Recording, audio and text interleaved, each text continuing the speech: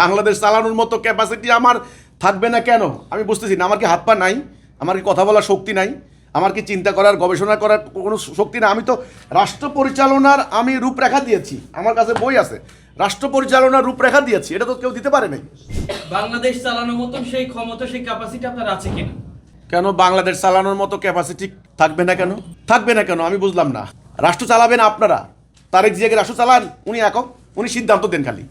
রাষ্ট্র চালাবেন আপনারা, এখন যে সচিবরা আছেন, সেনাবাহিনী কর্মকর্তারা আছেন, পুলিশ ডিপার্টমেন্ট আছে, অন্যান্য মানুষ আছে, বিভিন্ন কর্মকর্তা, বেসরকারি সরকারি প্রতিষ্ঠান আছে, রাষ্ট্র আপনারা চালাবেন। জজ সাহেব আছেন, বিচার করেন।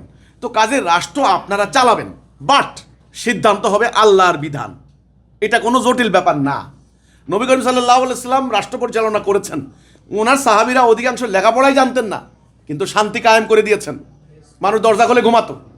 কাজে রাষ্ট্র আমি চালাবো কেন? রাষ্ট্র আপনারা চালাবেন।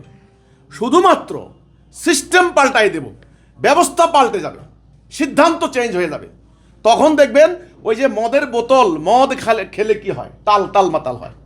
মদের বোতলে মদ ফেলে দিয়ে দুধ দেওয়া হবে, আপনি পুষ্ট হবেন।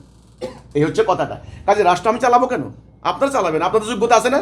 এই কথাটা বলেন খালি হিজবুত তৌহিদ রাষ্ট্র ক্ষমতায় গেলে রাষ্ট্র চালাইতে পারবে? পারবে না কেন? আপনারা রাষ্ট্র চালাবেন। আমি কি বলছি যে ডিসি বাদ, এসপি বাদ, টিএনও বাদ, তারপর সেনাপতি বাদ, সৈন্যবাদ, পুলিশের আইজি বাদ, এগুলো বলেছি? কোনো ব্যক্তির ব্যাপারে আমাদের কোনো অবজেকশন নেই, কোনো প্রতিষ্ঠানের ব্যাপারে কোনো অবজেকশন নেই। আমাদের বারবার অবজেকশন হলো সিস্টেমটাকে পাল্টাতে হবে। চলমান বিদ্যমান এই ব্যবস্থা পাল্টে দিয়ে আল্লাহ দেওয়া ব্যবস্থা কায়েম করতে হবে, তবে সম্ভব।